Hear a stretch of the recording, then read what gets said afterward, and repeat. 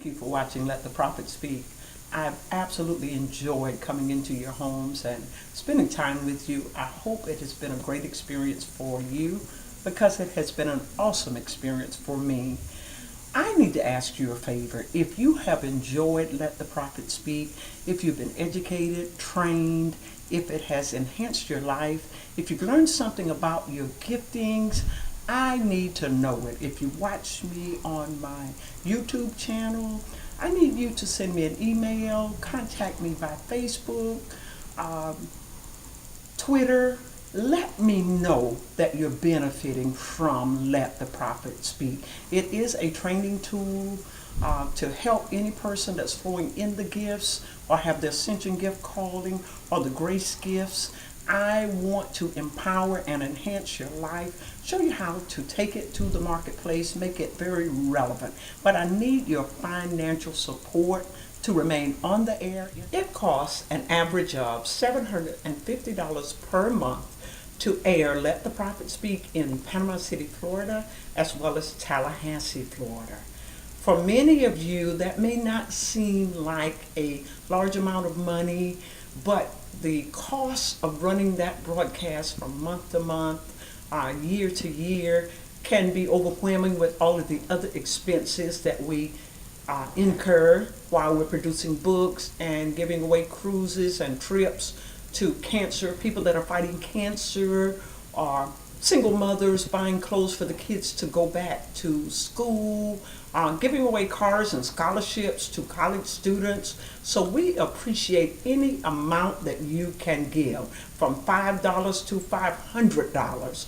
We will appreciate your love offering. Once again, thank you for watching Let the Prophet Speak. I love you more than words could possibly say. Appreciate the viewers, and I would just like to know who you are. I'm waiting to hear from you. Thanks for watching Let the Prophet Speak. God can do anything more than we can ask or think, more than we can imagine in our wildest dreams. Thank you, Lord, by your blood I have been redeemed.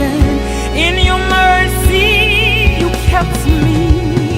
Who wouldn't let my enemies triumph over me to make me praise a testimony? When I originally came here in 1987, it was a luncheon more so than a tea. But as the years progressed, it was a mobile tea. It was here, it was also in Tallahassee, it was in Crestview, St. Joe, Mariana, all those places, because it's just about helping women. And when I thought about that this morning, I had a nice little teacup. Our first, or around our first and second, all the ladies were asked to bring their own teacups. And you were bringing something that meant something to you. And I didn't have this teacup, but I did have another teacup that I brought. And when I looked at it this morning, I saw the teacup that I brought that I had in mind, but I saw the teacup that I bought. And if you could look, if you could notice, it's been taped together and held together, and some of the pieces are inside and you can't see them. And many of us came like that first time like that. We came broken and battered and beat. Some of our pieces were missing, and we didn't know what to do with the inner healing anointing. When you come to the women's tea, there's always going to be inner healing. So I wanted to bring this because this is not me. Amen. All right.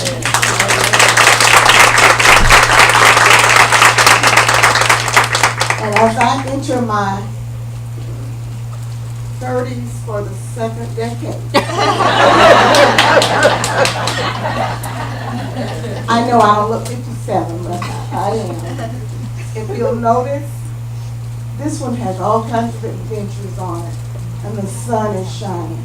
And I love this one because inside it's the color of the sun, and because there's light. So as we begin, we're always going to interview it. As we begin, I want you to remember, you can come like this, but you can leave like this. All right.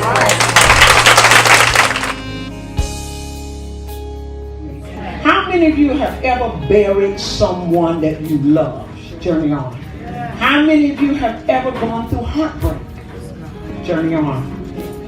How many of you have ever experienced an unwanted divorce? Journey on. How many of you have ever lost a dream? What you dreamed of doing all your life? Journey on. How many of you have ever lost a home through bankruptcy, foreclosure, whatever reason? I say to you, journey on. How many of you have ever lost a job? Either you were laid off or fired. Journey on. Having to reinvent yourself. Yes. Menopause made me reinvent myself. Having children made me reinvent myself. Getting married, I had to reinvent myself. When I stopped teaching and went into full-time ministry, I had to reinvent myself. So life is filled with swift transitions. It's filled with change. So we have to reinvent ourselves and journey on. Journey on. Journey on. Journey On has been released and is receiving rave reviews from professionals across several fields. Judge Hubert Grimes says Dr-Vernette-Rosier uses her own life story to not only testify of the multiple seasons of pain in her life, but uses her experiences to bring hope and deliverance to the reader who may have had or is experiencing similar issues.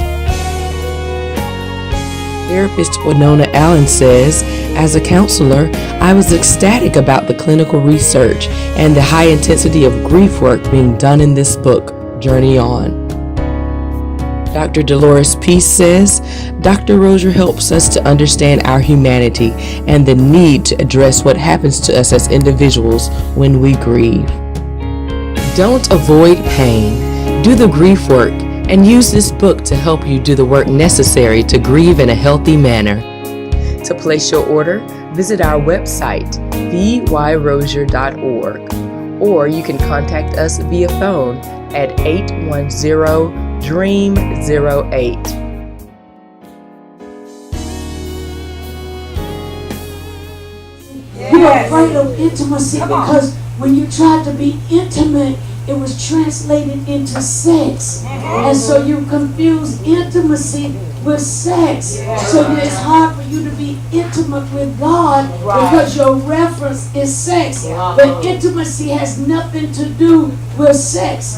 Intimacy has to do with being open, having communication, having understanding. And God wants to be intimate with you, not out on the hill, but the God that lives on the inside of you. Because what's supposed to happen, ladies, when we come together, if we've really been intimate with God inside of us, when we come together, we would each release the God that's in us and create a glory so that people who have not been in a place of intimacy can receive deliverance and be taught how to come to that place.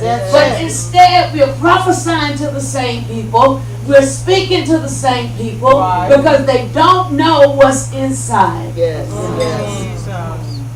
Many times we hear words, we hear prophecies, we hear messages. We even hear God speak to us and he'll say, something told me, something said. And our response is that we get eager, but we're not initiated. We get excited, we get eager, but then we don't initiate. We don't put in play. We don't birth the plan. We don't seed the plan. We just hear it. God's gonna open the door for you, and I see such and such happening for you, and da-da-da. We don't write it down. We don't water it. We don't pray over it. We come to church without pen and paper. Sometimes we come without our Bibles. When this is supposed to be your life, and when you get life instructions, this is where you're supposed to come and be refuel and reactivated. But without any initiation on your part, you're not engaged. So when you leave this team, you have to ask God to give you back the passion to pursue His presence. Because most of us approach Him from places of desperation. We pray crisis prayers. We pray crisis intervention. We're not praying prayers of praise, prayers of glory. We don't take a sister in the ministry that's struggling and say, I'm going to pray 21 days for that individual.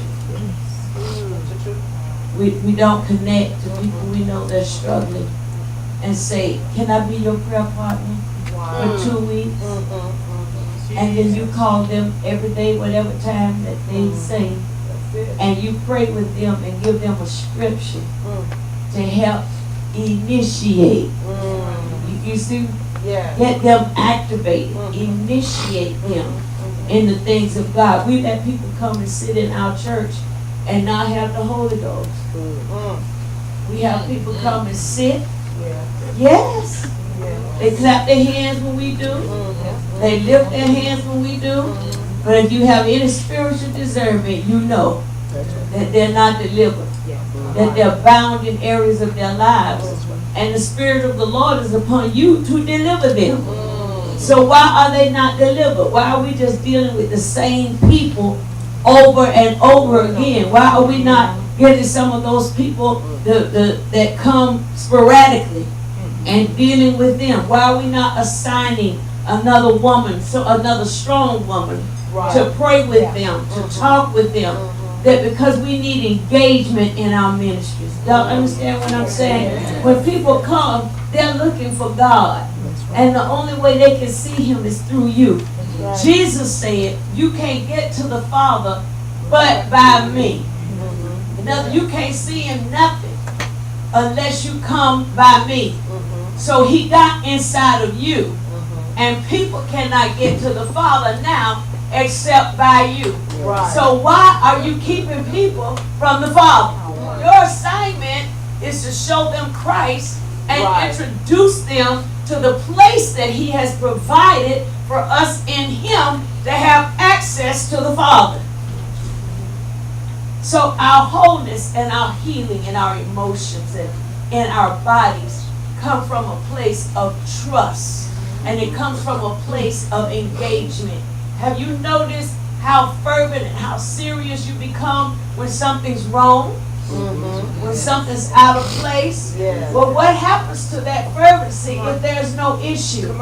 When there is nothing really pressing, what happens to that fervency? What happens to that drive? What happens? And we have to be careful because much knowledge will puff us up. And we're in a time of knowledge. The Bible said the knowledge of God was going to cover the earth like the waters cover the seas, right? That's what we said, it was going to increase. So knowledge has increased, but we're not allowing the power of God to increase. Many of us have a headship relationship with God. We are worshiping out of our understanding or what we can comprehend mentally. We worship Him in a refined state. We worship Him in a sedity way.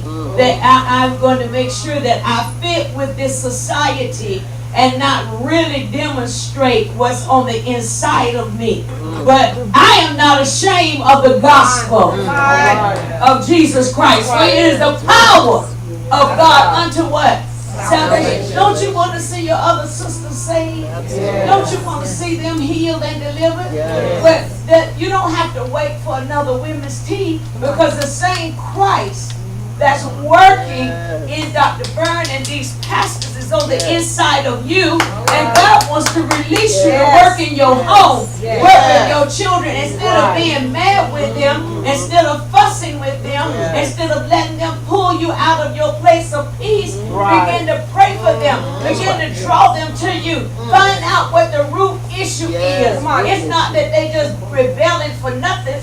find out what it is that's going on with them that's creating the divide and the confusion in your family.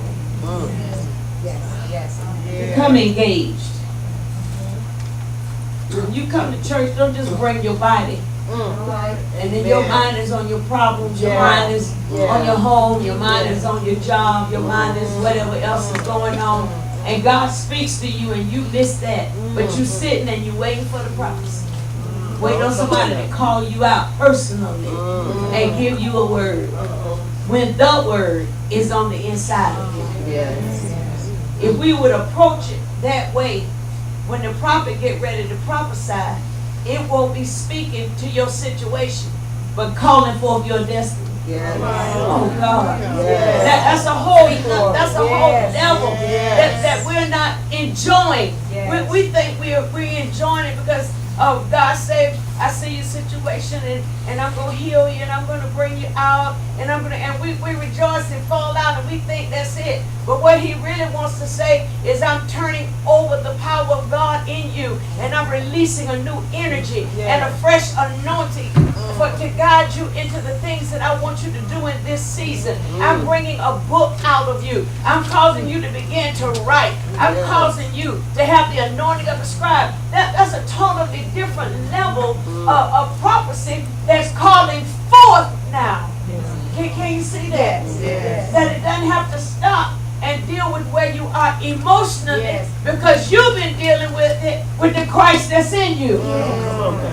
Oh God. Because if a prophet ever speaks over you a destiny or a place in God, that's a sure thing. But if they have to stop and deal with your emotions and what's going on with you, and you got to be confident and heal, and prophecy is for comfort, yes, and edification. But there are other levels. Don't just box in the prophetic ministry to personal ministry. Start pulling on God.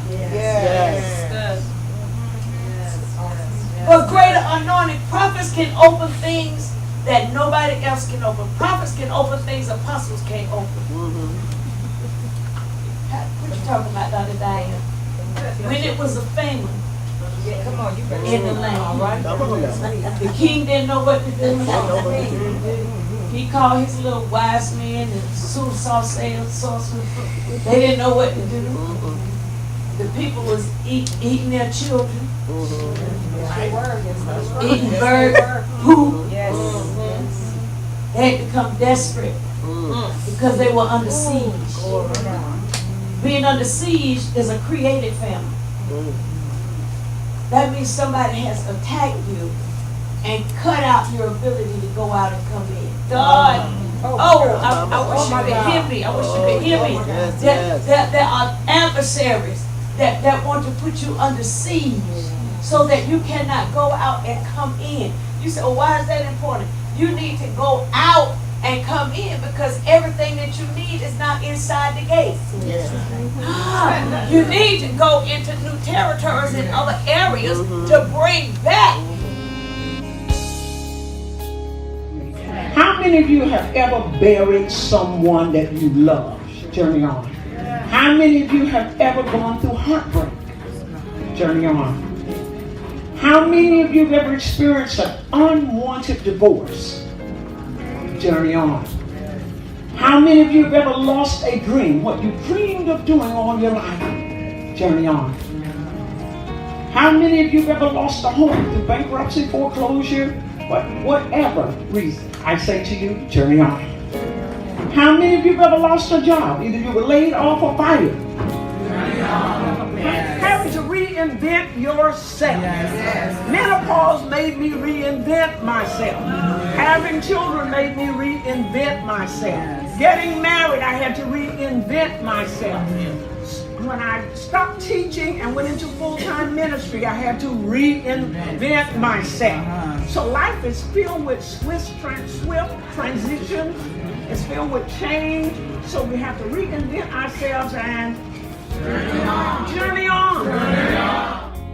Journey On has been released and is receiving rave reviews from professionals across several fields. Judge Hubert Grimes says Dr-Vernette-Rosier uses her own life story to not only testify of the multiple seasons of pain in her life, but uses her experiences to bring hope and deliverance to the reader who may have had or is experiencing similar issues. Therapist Winona Allen says, as a counselor, I was ecstatic about the clinical research and the high intensity of grief work being done in this book, Journey On. Dr. Dolores Peace says, Dr. Rosier helps us to understand our humanity and the need to address what happens to us as individuals when we grieve. Don't avoid pain. Do the grief work and use this book to help you do the work necessary to grieve in a healthy manner. To place your order, visit our website, vyrosierministries.org, or you can contact us via phone at 810-DREAM-08. We got to put some things in order. Now, this may sound funny, but if you go home and look at your closet, it's going to speak to you. Right now, mentally and emotionally.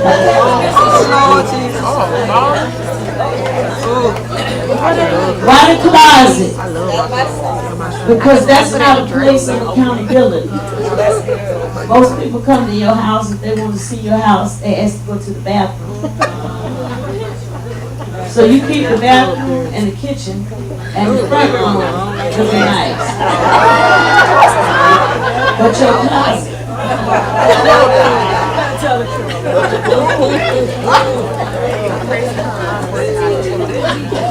Your closet is the way you organize your personal life. Can y'all take this? Y'all not gonna get mad with it. I didn't always know that. The Lord taught me that. I was in one of my closets. And I was just thanking Him and blessing Him for how He had blessed me. I was thanking Him, Lord, thank you for the increase that St. John did. Oh, and I was just crying. You know when you cry, you're sincere.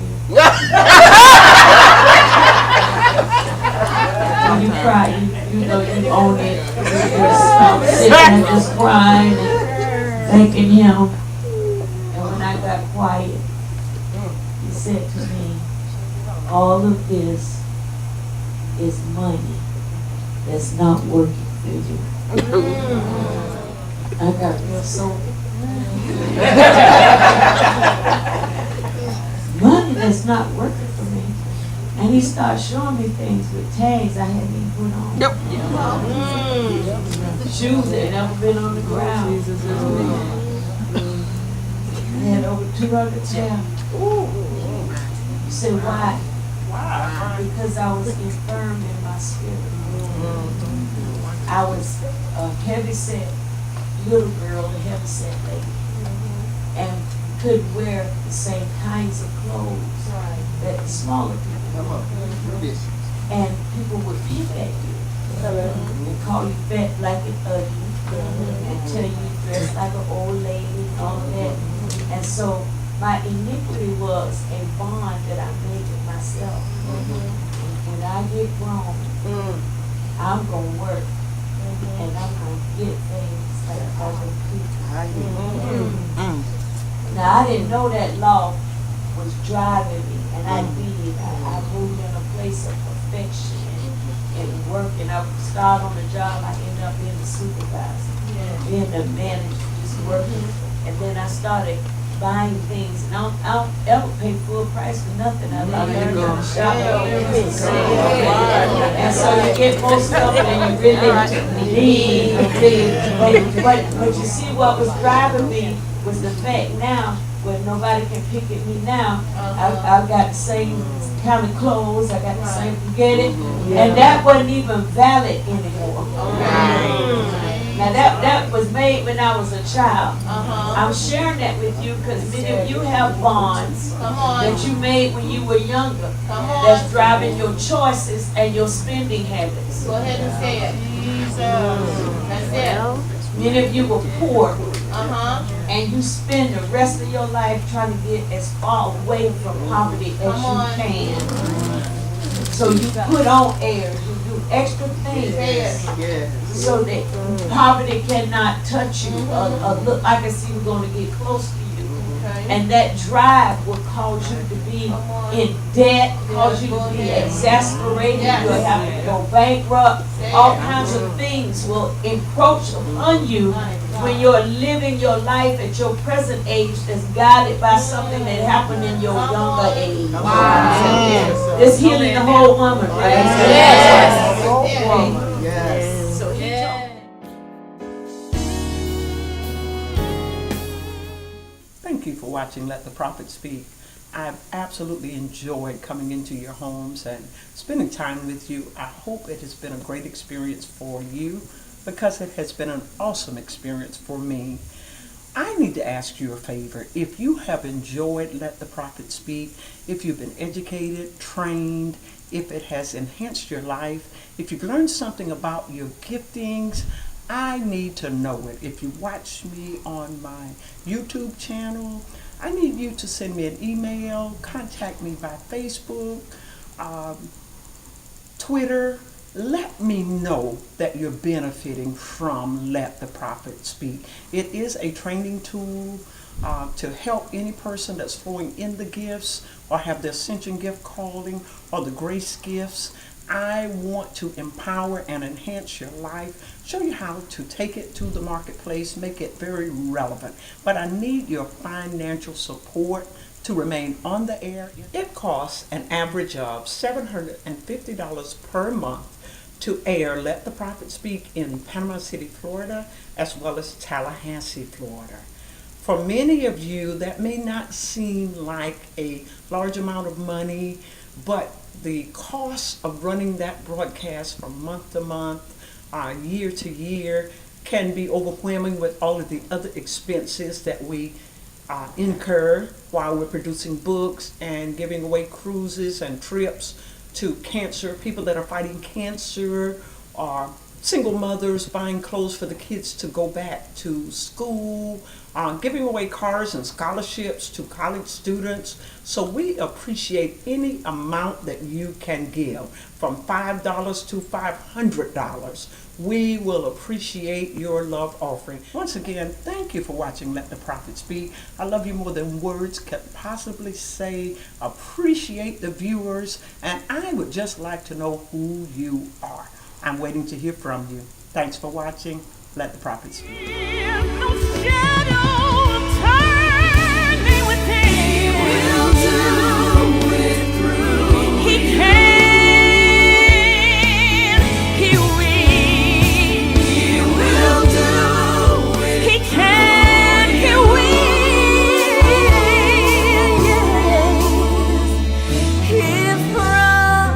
Myself